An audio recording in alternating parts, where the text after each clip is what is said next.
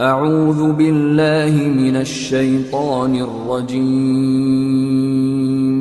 बिस्मिल्लाहिर्रहमानिर्रहीम।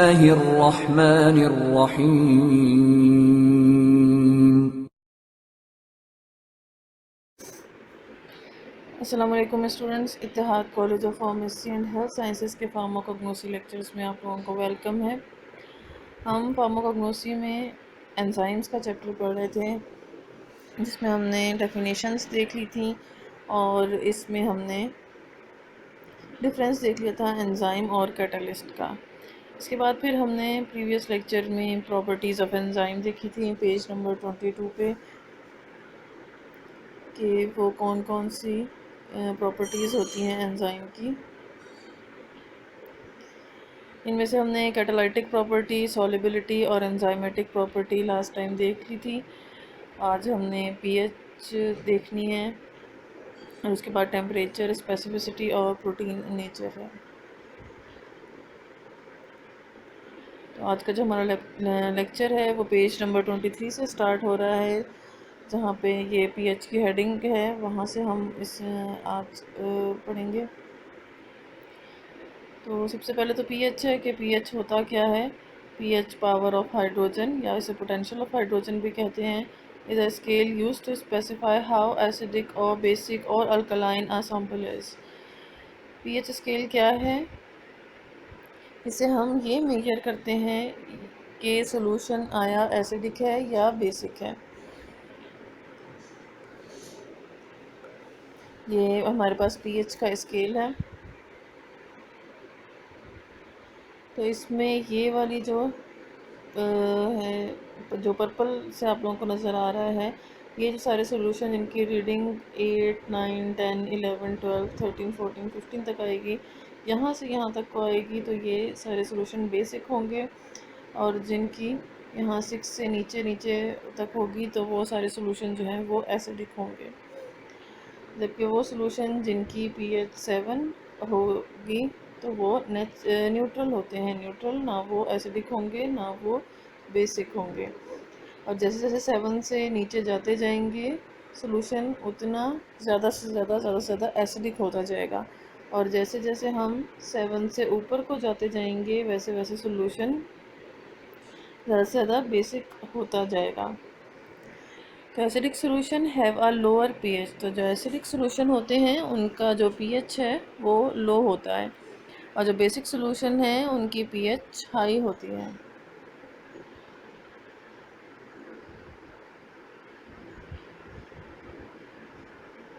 Pure water is neither acidic nor basic and has a pH of 7। तो जो हमारे पास प्योर वाटर है ना वो एसिडिक होता है ना वो बेसिक होता है, और उसकी जो पीएच है वो 7 है। 7 न्यूट्रल पीएच है। ना वो सोल्यूशन अल्कलाइन होता है ना वो सोल्यूशन बेसिक होता है, तो ऐसा सोल्यूशन जो है वो न्यूट्रल कहलाता है।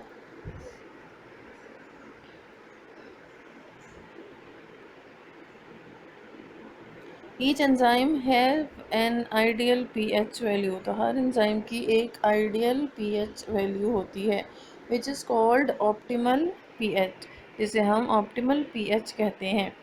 Under the optimum pH condition each enzyme showed the maximum activity. तो ये अपनी ऑप्टिमम पीएच कंडीशन के ऊपर एंजाइम अपनी मैक्सिमम एक्टिविटी शो करता है। इसका मतलब ऑप्टिमल पीएच क्या होती है? ऑप्टिमल पीएच वो पीएच है जिस पे एंजाइम अपनी मैक्सिमम एक्टिविटी शो करता है, बेहतरीन कारकर्दगी शो करता है, अपना बेस्ट वर्क शो करता है। तो वो जो पीएच है उसे ऑप्टिमल पीएच कहते हैं। यहाँ पे लिखा हुआ है each enzyme have an ideal pH value, her enzyme की आइडियल पीएच वैल्यू, या ये कह लें हर एंजाइम की ऑप्टिमल पीएच वैल्यू डिफरेंट होती है। कुछ एंजाइम लो पीएच वैल्यू पे, या जिसे आप कह लें एसिडिक पीएच वैल्यू पे जो है वो ज़्यादा अच्छा काम करते हैं, और जैसे ही वो बेसिक पीएच में जाते हैं तो वहाँ पे उनकी वर्किंग जो है वो स्लो होते होते फिर फिनिश हो जाती है। इसी तरह वो एंजाइम जो बेसिक एनवायरनमेंट में अच्छा काम करते हैं या फास्ट वर्क देते हैं, कैटलाइजेशन जल्दी करवाते हैं, अपना मैक्सिमम वर्क देते हैं। अगर ऐसे एंजाइम्स को हम एसिड पीएच पे ले आएंगे तो वो जो है वो सही से काम नहीं कर सकेंगे और आहिस्ता आहिस्ता उनकी जो एक्टिविटी है वो ख़त्म हो जाएगी। तो वो पीएच जिस पे एंजाइम अपनी मैक्सिमम एक्टिविटी दे उसे ऑप्टिमल पीएच, ऑप्टिमम पीएच एक ही बात है, ऑप्टिमल पीएच कहते हैं। When the pH value deviates from the ideal condition, जब पीएच की जो वैल्यू है वो डेविएट कर जाए, वो चेंज हो जाए, कम या ज़्यादा हो जाए आइडियल कंडीशन से, ऑप्टिमल पीएच से, तो क्या होगा, the activity of the enzyme slows down, तो एंजाइम की जो एक्टिविटी है वो कम हो जाएगी एंड देन स्टॉप, और फिर जो है वो रुक जाएगी। तो हर एंजाइम की अपनी एक ऑप्टिमल पीएच है जिस पे वो बेहतरीन वर्क देता है।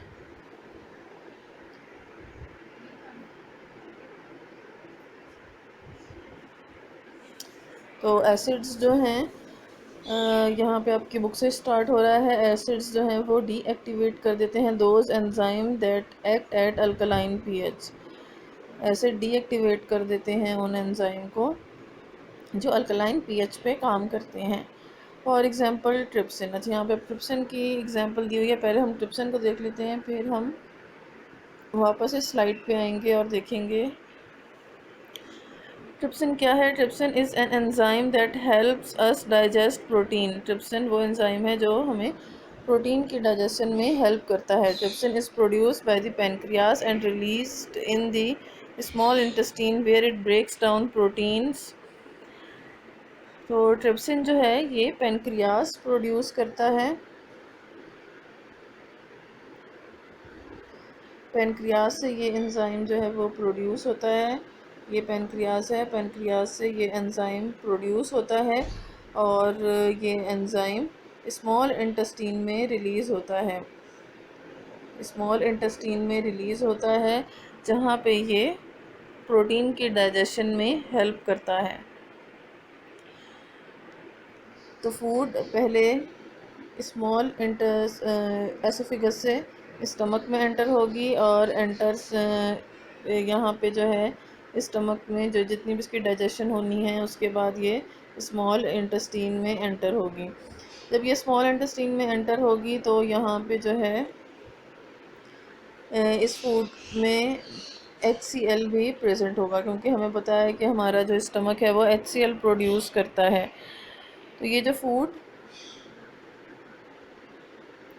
स्टमक से स्मॉल इंटेस्टाइन में एंटर होगा ये एसिडिक नेचर का होगा। क्यों? क्योंकि इसमें स्टमक के अंदर पाया जाने वाला एसिड भी शामिल है।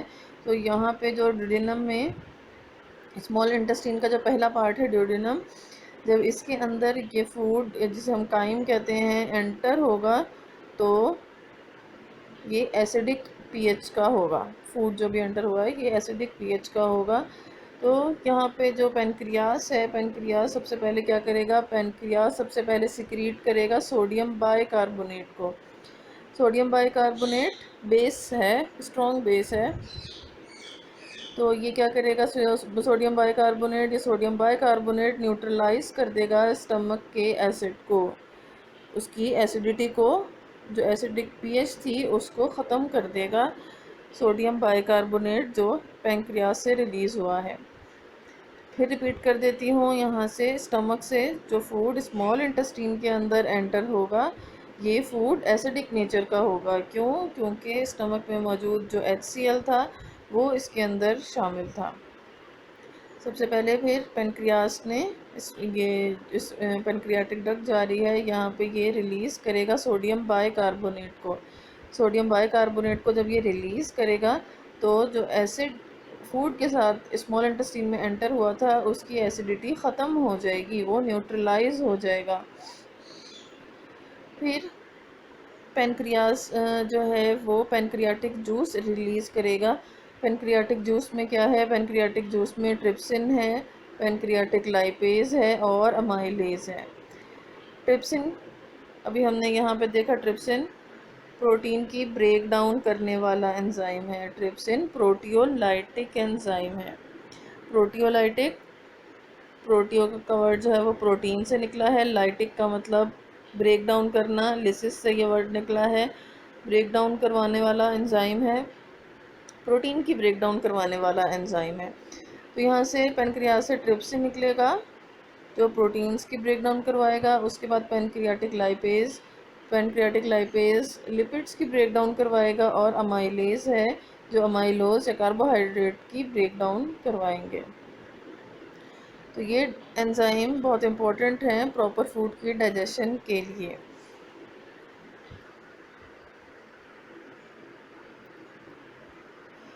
फिर पीछे जाके देख लेते हैं कि trypsin act at alkaline pH 8.5, at acidic pH it will destroy. तो ट्रिप्सिन जो है वो अल्कलाइन पीएच का एंजाइम है जो अपना मैक्सिमम वर्क देता है 8.57 पीएच पे। 8.57 पीएच पे ये अपना मैक्सिमम वर्क देता है। मतलब ट्रिप्सिन की अगर पूछा जाए कि ऑप्टिमल पीएच कितनी होती है, तो ट्रिप्सिन की जो ऑप्टिमम पीएच है वो 8.57 है। अल्कलाइन पीएच पे ट्रिप्सिन बेस्ट वर्क करता है।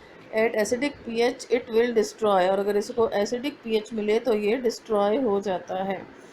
इसीलिए पहले पेनक्रियास ने सोडियम बाइकार्बोनेट रिलीज़ किया ताकि जो एसिडिक पीएच स्टमक के थ्रू फूड के ज़रिए यहाँ पे स्मॉल इंटेस्टाइन में आई थी वो न्यूट्रलाइज हो जाए, और उसके बाद जो है ट्रिप्सिन रिलीज़ हुआ, क्योंकि ट्रिप्सिन जो है अपना वर्क अल्कलाइन पीएच पे देता है, एसिडिक पीएच पे ये डिस्ट्रॉय हो जाता है।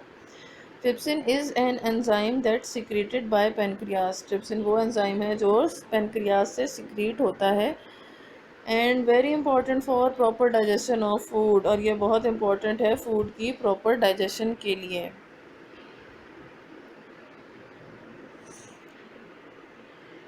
फिर बेसिस देख लेते हैं। बेसिस क्या है? Bases deactivates the enzyme that act at acidic pH.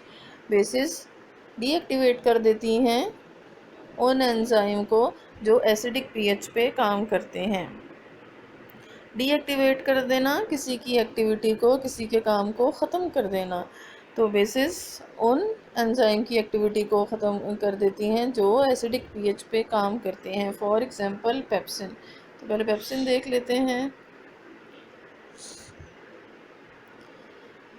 Pepsin is an enzyme that breaks down protein into smaller peptides. Pepsin भी प्रोटियोलाइटिक एंजाइम है, प्रोटीन की ब्रेक डाउन करवाने वाला एंजाइम है। It is produced in the chief cell of stomach lining. Trypsin pancreas बना रहा था, वो स्मॉल इंटेस्टाइन में रिलीज़ हो रहा था। ये पेप्सिन जो एंजाइम है ये भी प्रोटियोलाइटिक एंजाइम है, लेकिन ये एंजाइम स्टमक प्रोड्यूस कर रहा है। और हमें पता है कि स्टमक में HCl होता है, और स्टमक की जो pH है वो 1 से 2 रहती है, क्योंकि HCl जो है खासा स्ट्रॉन्ग एसिड है, जिसकी वजह से स्टमक की जो pH है वो 1 से 2 तक रहती है। तो ये जो एंजाइम है ये स्टमक की लाइनिंग के जो सेल हैं, चीफ सेल, उनसे प्रोड्यूस होता है। आपने स्टमक की लेयर्स पढ़ी होंगी। जो सबसे अंदर वाली लेयर है, जो सबसे इसके अंदर लेयर होती है म्यूकोज़ा, उस म्यूकोज़ल लेयर में मुख्तलिफ सेल्स होते हैं, और ये सेल मुख्तलिफ एंजाइम, मुख्तलिफ चीज़ें जो हैं वो रिलीज़ करवाते हैं। इनमें से ही एक सेल है चीफ सेल्स। ये सेल्स क्या करते हैं? ये सेल्स पेप्सिन प्रोड्यूस करते हैं। ये सेल जब पेप्सिन प्रोड्यूस करेंगे तो जो फूड यहाँ पे एसोफेगस के थ्रू एंटर हुआ है स्टमक में, उस फूड के अंदर मौजूद प्रोटीन्स को, जो बहुत बड़े और कॉम्प्लेक्स मॉलिक्यूल्स होंगे, उसकी ब्रेक डाउन करवाएगा। ब्रेक डाउन किस में करवाएगा? स्मॉलर पेप्टाइड्स में ब्रेक डाउन करवाएगा। पेप्टाइड से फिर जो है वो आगे अमीनो एसिड्स में फूड चेंज होगा, प्रोटीन चेंज होगी। It is produced in the chief cells of the stomach lining and is one of the main digestive enzyme. और ये जो है मेन डाइजेस्टिव एंजाइम है, one of the main digestive enzyme in the digestive system of humans and many other animals, where it helps digest the protein in food. क्या करता है? ये food में मौजूद प्रोटीन के जो कॉम्प्लेक्स मॉलिक्यूल हैं, जो बड़े मॉलिक्यूल हैं, उनको थोड़े छोटे मॉलिक्यूल्स में कन्वर्ट करवा देता है।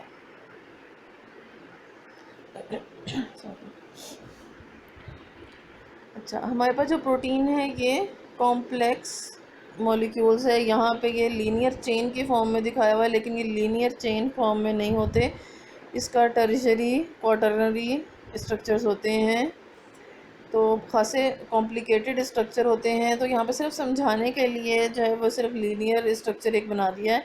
तो पेप्सिन की वजह से क्या होगा, पेप्सिन की वजह से ये जो बहुत मुश्किल कॉम्प्लेक्स सा जो प्रोटीन का स्ट्रक्चर होगा, ये पॉलीपेप्टाइड्स में चेंज हो जाएगा, स्टमक के अंदर पॉलीपेप्टाइड्स में चेंज हो जाएगा। और फिर जब स्टमक से फूड स्मॉल इंटेस्टीन में जाएगी तो वहाँ पे ट्रिप्सिन एंजाइम होगा। तो जब ट्रिप्सिन एंजाइम होगा वो इन पॉलीपेप्टाइड्स को पेप्टाइड्स में चेंज करवा देगा। कॉम्प्लेक्स से कुछ सिंपल हुआ, पेप्सिन ने इसको कुछ सिंपल मॉलिक्यूल्स में, कुछ छोटे मॉलिक्यूल्स में ब्रेक डाउन करवाया, और फिर उसके बाद जब फूड स्मॉल इंटेस्टाइन में एंटर हुई तो ट्रिप्सिन ने इन्हें और छोटे मॉलिक्यूल्स और थोड़े सिंपल मॉलिक्यूल्स में कन्वर्ट करवा दिया। फिर आगे हमारे पास एक और एंजाइम होता है पेप्टाइडेज, वो फिर पेप्टाइड्स को अमीनो एसिड्स में चेंज करवा देता है। तो हमारे पास जो पेप्सिन एंजाइम है वो एसिडिक एनवायरनमेंट पे वर्क करता है, और जो ट्रिप्सिन एंजाइम है वो बेसिक एनवायरनमेंट पे, बेसिक पीएच में जो है वो वर्क करता है। लेकिन दोनों ही प्रोटियोलाइटिक एंजाइम है, प्रोटीन की ब्रेक डाउन करवाने वाले एंजाइम हैं।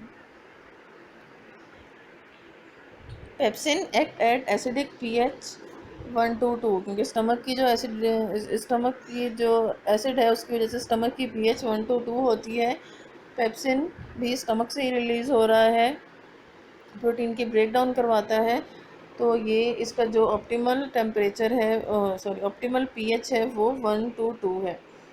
मैं फिर रिपीट कर देती हूँ कि पेप्सिन का जो ऑप्टिमल पीएच है वो 1 to 2 है।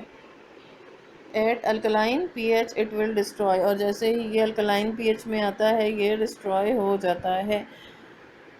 तो जो अल्कलाइन पीएच, स्मॉल इंटेस्टीन में जो सोडियम बाइकार्बोनेट आता है तो उसकी वजह से एसिडिटी तो ख़त्म होती है, साथ साथ पेप्सिन भी जो है वो डिस्ट्रॉय हो जाता है। तो आज का लेक्चर यहाँ पे ख़त्म करते हैं। नेक्स्ट प्रॉपर्टीज़ हम नेक्स्ट लेक्चर में देखेंगे इंशाल्लाह।